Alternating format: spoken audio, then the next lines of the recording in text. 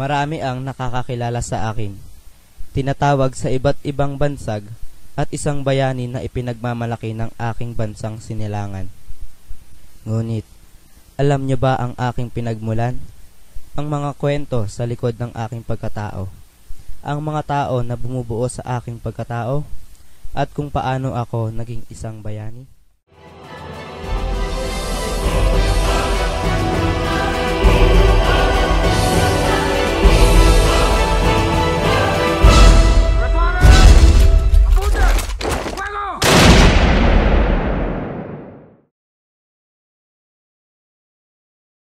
Ang aking pagkabata ay isang mahalagang yugto sa aking buhay. Ito ay puno ng pangarap, pagkasabik sa mga bagong kaalaman, at pagkahilig sa sining katulad ng pagguhit. Ako ay si Dr. Jose Protasio Rizal Mercado y Alonzo Realonda. Ipinanganak ako noong ika-19 ng Hunyo, taong 1861 sa aming bayan sa Calamba, Laguna. Ako ay pinakilala bilang isang Katoliko sa simbahan ng Calamba noong Hunyo 22, 1861. Ang aking mga dakilang magulang ay sina Don Francisco Mercado at Doña Teodora Alonzo. Ang aking ama ay namamahala sa lupain na tinatamnan ng mais, at ang aking ina naman ay may mataas na pinag-aralan na bihira para sa isang babae sa kanyang kapanahunan. Malaki ang aking pamilyang kinalakihan. Pampito ako sa 11 magkakapatid. Ang aking panganay na kapatid na si Saturnina, ang sumunod na si Pasiano, ang pangatlo na si Narcisa, ang pang-apat na si Olympia, ang pang-5 na si Lucia, ang pang-6 na si Maria, ang pang-8 na si Concepcion, ang pang-9 na si Josefa, ang ika-10 na si Trinidad, at ang panghuli na si Soledad. Sa edad na 3, ako ay tinuruan na ng abakada. Ang aking unang guro ay ang aking butihing ina. Sinubaybayan ako ng aking ina sa aking panimulang edukasyon. Nagkaroon din ako ng guro para sa aking pag-aaral sa wikang Latin. Dahil sa ako ay sadyang maalam, nahilig ako sa sining at pagsulat. Sa katunayan, noong ako ay 8 taong gulang, nakabuo ako ng tula na ang pamagat ay Sa Aking Mga Kabata. Ang aming tirahan ay mayroong pribadong aklatan, kung kaya naman mas lalo akong nahilig sa pagbasa. Malinaw pa sa aking alaala noong ako ay basahan ng aking ina ng isang aklat. Wala doon ang aking diwa, kundi nasa gamo-gamong naglalaro sa liwanag ng apoy. At dahil doon, ikinuwento sa akin ng aking ina ang tungkol sa bata at matandang gamo-gamo. Isa ito sa magandang diwa ng aking pagkabata. Nakatatak sa aking isipan ang pakikipaglaro ng gamo-gamo sa kamatayan. Sa bawat pagbagsak ng isang gamo-gamo, nangingibabaw sa akin ang kakaibang damdamin. Hindi ito pagkalungkot, kundi paghanga.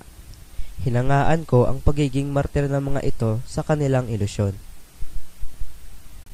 Noong ako ay tumungtong sa 9 na taong gulang, dinala ako ng aking ama sa Binan, Laguna, upang ipagpatuloy ang aking pag-aaral. Naging tagapatnubay ko si Ginoong Justiniano Aquino Cruz. Hindi naging maganda ang aking karanasan sa paaralan na iyon. Ano pat na isulat ko sa aking tala-arawan ang pagkakatanggap ng palo mula sa aking guro dahil sa istrikto nitong paraan sa pagtuturo. Hindi ako sang-ayon sa ganoong paraan, kaya naman nabanggit ko ito sa isa kong aklat. Rizal, marunong ka ba ng salitang Espanyol? Un poco. Salitang Latin, marunong ka ba? Un poco. Yung alam mo, parang ikaw. Un poco. Un poco. Un poco. Tigilan nga ninyo ako. Un poco. Un poco. Pagkalipas ng ilang buwan, napagpasyahan ng aking mga magulang na ako ay ipadala sa Maynila upang doon mag-aral. Sa Ateneo de Manila ay nasabik akong matuto. Sa aking pananatili sa paaralan na ito, nakatanggap ako ng iba't ibang parangal. Dito ko din natanggap ang aking batsilyar sa sining. Ngunit alam ba ninyo na hindi madali ang pagpasok ko sa paaralan na ito? Kinailangan kong baguhin ang aking pangalan. Payo na rin ng aking kapatid na si Pasiano. Simula ngayon, hindi mo na pwedeng gamitin ang apelidong Mercado. Mapanganib para sa'yo. Bakit, kuya? Dahil na rin pinag-iinitan nila ang ating pamilya. Dahil ako'y naging malapit kay Padre Burgos at ang pagtutol ni Tatang na bayaran ng pagtaas ng buwis. Eh, anong pangalan ang gagamitin ko, kuya? Jose Rizal. Dahil dito, minsan kong naisulat sa aking tala-arawan ang hindi pagiging lehitimong anak. Mula nang ako ay bata, naririnig ko na kay Pasiano ang mga hindi tama sa palakad at hindi pantay na karapatan pantao. Hindi naglaon, ako ay nag-aral sa Universidad ng Santo Tomas sa kursong medisina. Kasabay ito ng pag-aaral ko sa kursong agham ng pagsasaka sa pagtuturo ng mga Heswita. Ang pag-aaral ko ng medisina ay para sa aking ina na may katarata. Senior Clark. Rizal.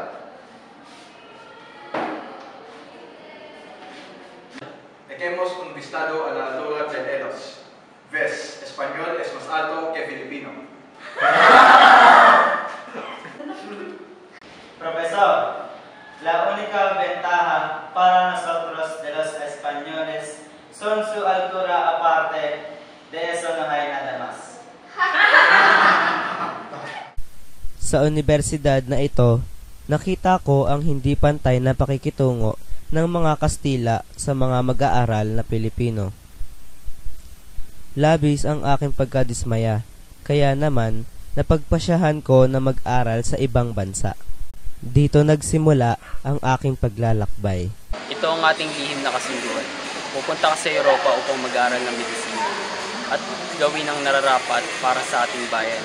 Pero kuya naman, Ako ang maiiwan dito upang batayan sila Tatang at ang ating sakahan. eh kuya, bakit hindi ikaw ang umalis? Bakit ako? Dahil ikaw ang higit na makikinabang sa pagpunta mo sa Europa, doon ay matututo ka at malaya mo maipapahayag ang mga baho ng mga Kastila dito. Pero kuya, hindi pa ako handa. Pepe, hindi lamang ako nagpasya nito. Pinag-usapan na namin ito ng aking mga kapanalig. Papadalhan ka na lang namin doon ng iyong mga panggastos. Pero kuya, sila nanang, hindi papayag yun. Hindi naman natin ipapaalam sa kanila eh. Malalaman lamang nila kapag nasa Europa ka na.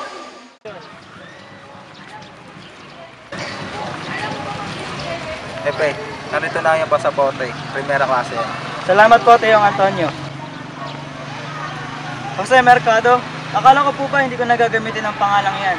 Ngayon lamang yan, para di ka malata ng mga spesyales. Baka pigilan ka nila. Pero pagdating mo sa Europa, maaari mo nang gamitin yung pangalang Rizal. Marami kaming umaasa sa magagawa mo doon. Sobra na ang pagkaapi ng ating bayan. Sisikapin ko po. ¿Cuántos músculos voluntarios de la órbita hay? 5. 2. Ni siquiera cerca. Doctor, creo que hay 7.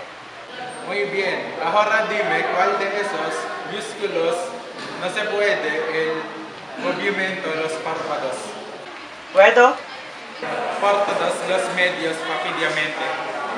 Esta, la levator palpebrae superioris. Excelente, Rizal. Bravo. Habang ako ay nag-aaral ng medisina, nakita ko ang pagkakaiba ng kanilang sistema kaysa sa ating bansa.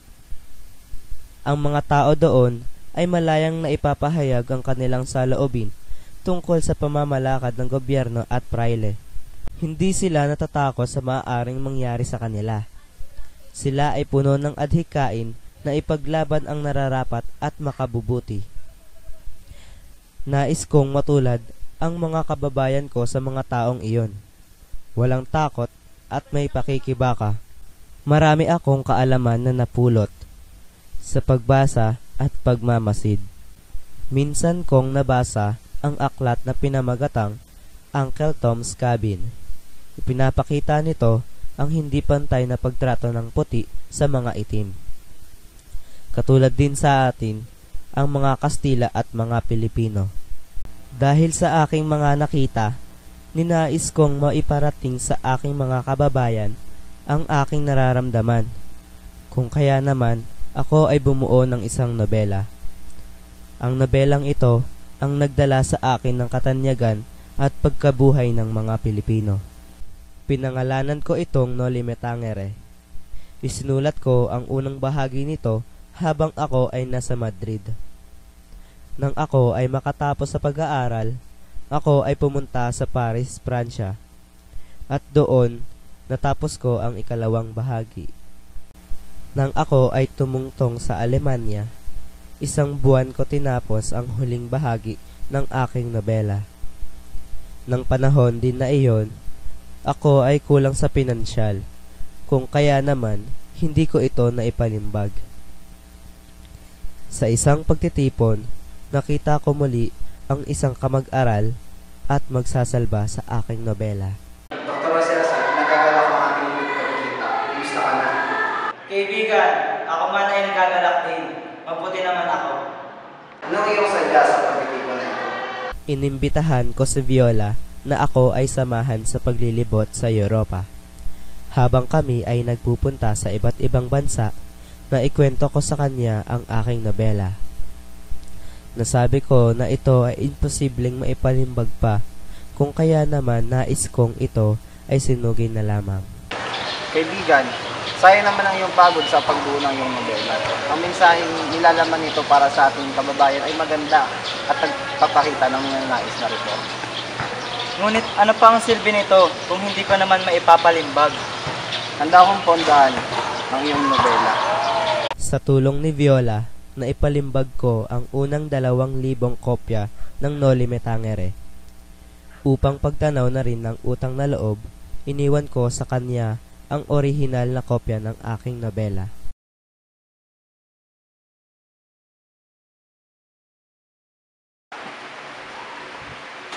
Mabuti naman ang naisipan mo na bumalik dito, Pepe. Oo nga, Pepe. Ang tagal mo sa ibang bansa. Nais kong gamutin ang inyong mata, Nanang. At makapaglingkod na rin para sa ating mga kababayan. Nais kong magtayo ng klinika. Maganda ang naisip mo, Kuya. Hayaan mo, ikaw ay aming tutulong. Pepe, ikaw nga ay narito. Nanang, pwede ko ba muna makausap si Pepe? Bakit ka bumalik, Pepe? Mainit ang mga praile sa iyo ngayon. Mapanganib dito. Maaari ka nilang ipakulong o hindi kaya ipapatay. Nais kong gamutin ang nanang, kuya. Isa pa, wala akong kasalanan.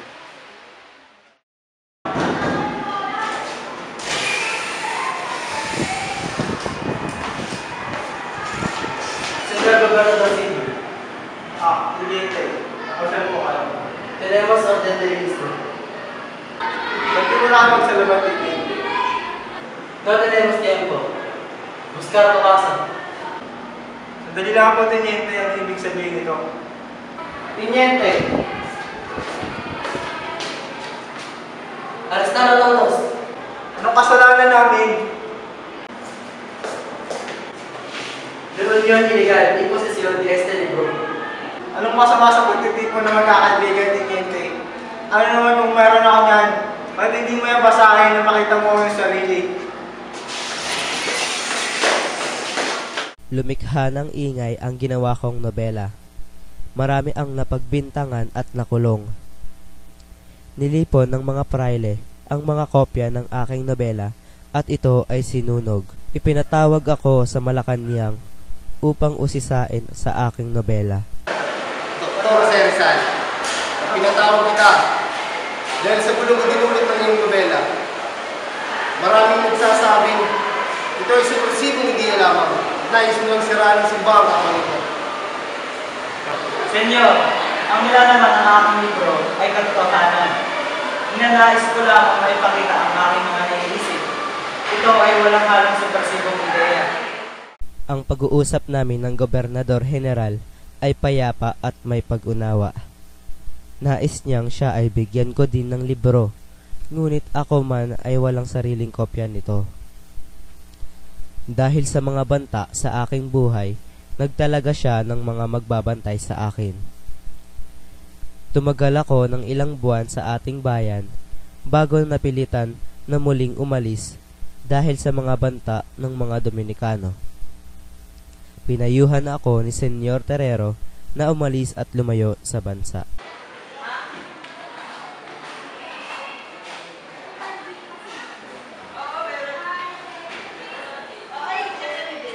Bonjour, paano ba ito siya? Mais este votre biblio roman? Non, cesies doxum roman porque? Well, I only know a little Spanish, but this novel is dangerous. Is that a compliment? Or is that supposed to be a warning?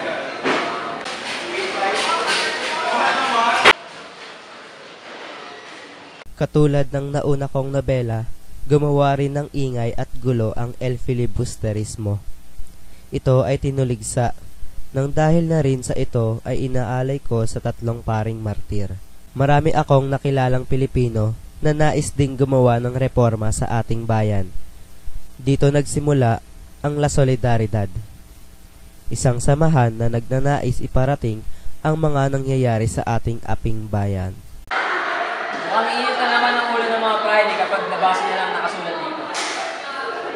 Senyor Del Pilar, ang naiisip ko nga ay sila lang naman ang nagbabasa nito. Huwag ka naman magsalita ng ganyan lalo pat maraming naghihintay sa inyong ikalawang nobela. Bakit nga ba hindi ka rin pwede tukol dun? Tukol saan ba yun? Malalaman mo rin sa ito. Noong una ay maganda ang takbo ng aming samahan. Ngunit dahil sa paghahangad ng kapangyarihan at ang aming mga hangarin ay magkakasalungat, unti-unti itong nabuwag. Silencio! Parang nakatan sa sabong dito. Ang sinasabi ko dito, sana magkaroon tayo ng isang pangulo. Oo nga naman, matagal na tayo narito at nakakaba niya para sa Pilipinas. Taon-taon, lumalaki ang ating organisasyon. Wala tayong mararating at babagsak tayo.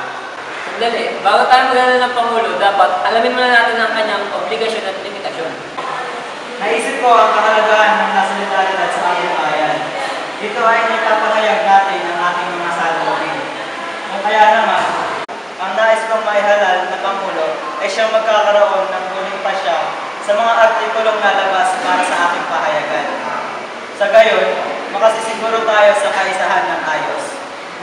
Ginagawa ko aking kaibigan, ngunit napaka-stupido ko naman kung ako isasangayon sa iyong ideya. Tandaan natin, ito ay isang ligayang kwenta. Privado? Oo, ang mahalaga dito ay tayo ang nagsusulat at tayo ang may kaalaman. Alam natin kung ano ang dapat isulat at makita ng mga tao. Gusto ko pala tinihin yun. Dagdagan mga sa Pangulo! Humihingi ako ng paumanhin. Ang aking akala ay hindi privado ang ating pahayagan, kundi ay isang pambansa na bukas para sa adhikain ng La Solidaridad.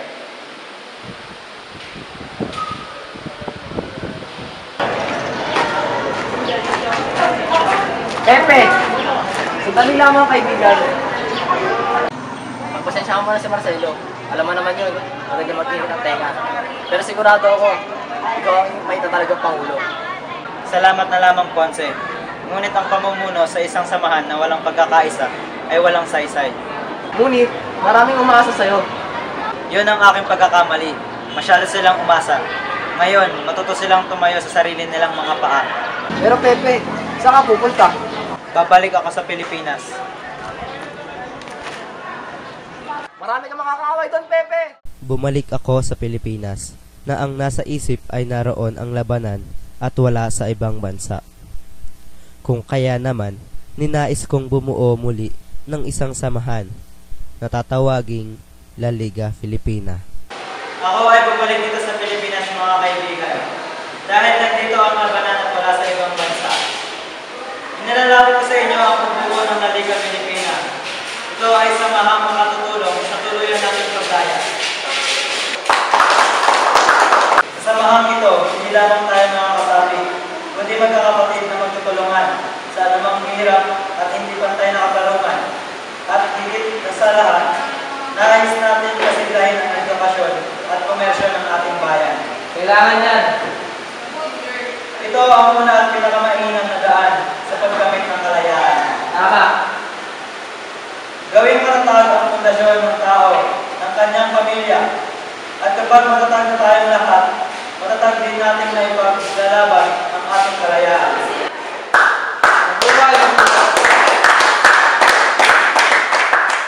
Ngunit ang pagbuo ko ng La Liga Filipina ay nanatiling isang pangarap. Itinuring ito na isang samahan na kumakalaban sa Espanya. Nagtanim ng mga ipinagbabawal na pampleto ang mga praile sa aking maleta. Dahil dito, kababalik ko pa lang ay pinatapon na kaagad ako sa isang malayang pulo, sa dapitan. Sa gitna ng mga bundok, sa malawak na dagat na tila ay isang tinta para sa isang manunulat na wala nang maisulat. Palibhasa, ang layunin ko ay isang layunin ng makata. Parang alon sa dagat, lumalayo at lumalapit, ngunit kailanman ay hindi maaangkin. Ngunit kung aking iisipin, ang dapitan ay may naidulot din na maganda sa akin. Ito ay si Josephine. Ang dala ni Josephine ay kalinga at katahimikan. Sa piling niya, ang mga hindi ko maisulat ay maaari kong isabuhay.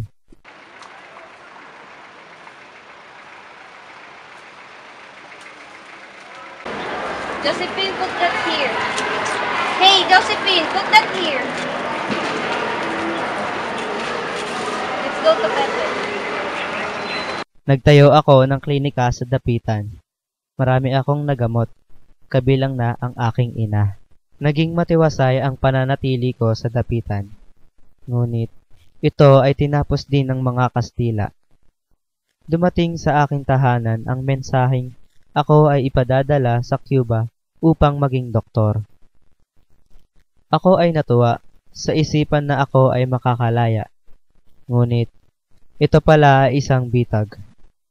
Ang pagpunta ko sa Cuba ay nauwi sa aking pagkakakulong. Pagkakakulong ko sa Fort Santiago. Buong pangalan.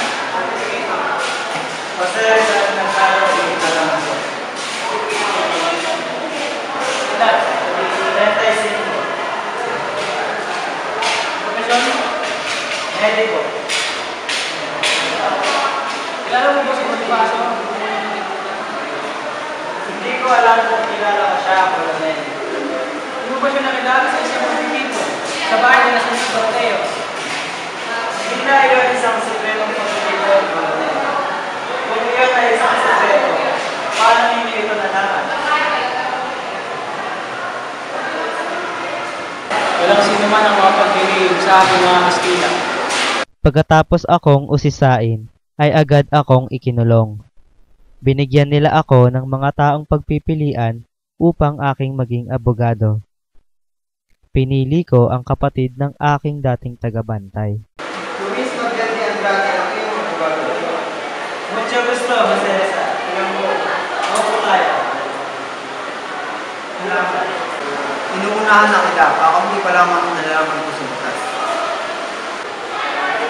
Huwag kang mag-alala. Nakaunti na lang natitira kong pagkiniwala sa batas. Ikinuwento ko kay Andrade ang lahat ng nangyari sa akin. Simula sa aking pagkabata at ang pagpapasya na kalabanin ang pamamalakad ng mga praile. Ilang beses niya akong kinukumbinsi na gumawa ng sulat na nagsasaad na ako ay walang kinalaman sa himagsikan na nagaganap. Ngunit ako ay isang tao na tumutupad sa aking salita. Kung kaya ninais man ni Andrade na ako ay mailigtas sa hatol na kamatayan, ay hindi niya nagawa. Nabigyan ako ng hatol na kamatayan sa paraan na hindi makatarungan. Nang basahin ang hatol sa akin, ay wala akong naramdaman na pagkalungkot. Dahil alam kong mamamatay akong kontento sa aking nagawa para sa aking bayan. Habang hinihintay ko ang aking kamatayan, isinulat ko ang aking pamamaalam at pagpuri sa mga revolusyonaryong nagbuwis ng kanilang buhay ng walang pag-aalinlangan. Nana po. Pagkamatay ko po, hingin niyo agad ang aking bangkay, dahil baka ito ay itapon nila sa kung saang lugar. Ibaon niyo po ako sa lupa. Lagyan niyo po ito ng isang bato at isang krus. Ilagay ang aking pangalan, ang araw ng aking panganakan at kamatayan. Iyon lamang po, Nana. Kung nanaisin niyo po, ay maaari niyo rin lagyan ng bakod ang paligid ng aking puntod. Nana!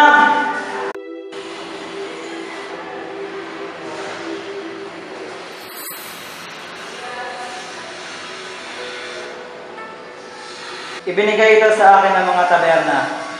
Ihilingin ko sa mga opisyal na ibigay ito sa inyo kapag ako ay namatay. There is something inside.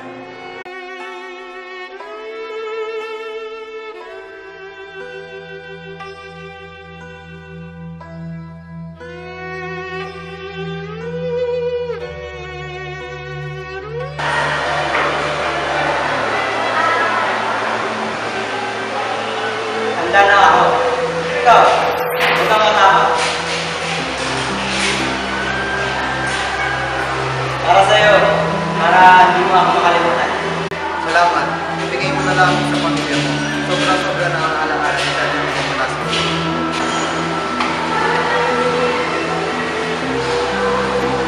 Akala siguro nila ay nataas ako. Saan naman ako pupunta? Sa dapitan?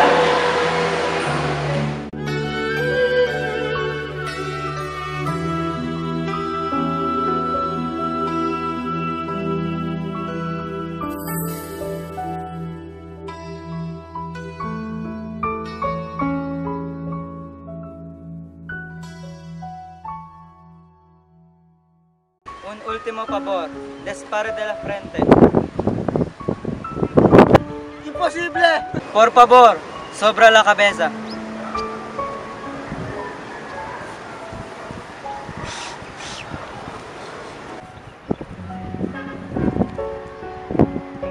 En el nombre del Rey de España, cualquier persona que levanta la voz a favor del criminal también será ejecutado. ¡Preparar! ¡Apunten! Consuma tu mes. ¡Fuego!